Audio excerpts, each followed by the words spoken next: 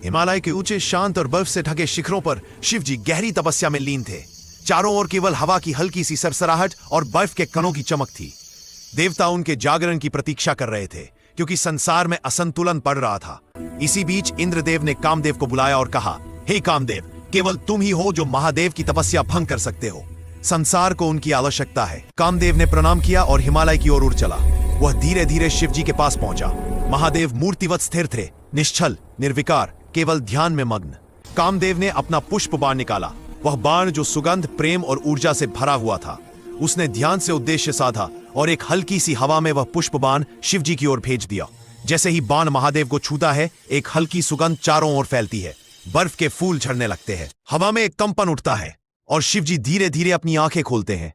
उनकी तीसरी आंख की चमक के सामने कामदेव तुरंत हाथ जोड़कर खड़ा हो जाता है। शिवजी शांत स्वर में कहते हैं, कामदेव, तुम्हें पता है कि मेरी तपस्या भंग करना, फिर भी तुमने हिम्मत दिखाई।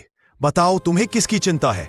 कामदेव विनम्रता से जवाब देता है, भगवान, संसार आपकी प्रतीक्षा कर रहा है। शक्ति और संतुलन आपके जागरण से ही आता है।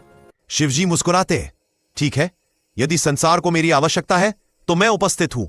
हवा रुकती है, बर्फ चमकती है और कामदेव श्रद्धा से सिर झुका देता है।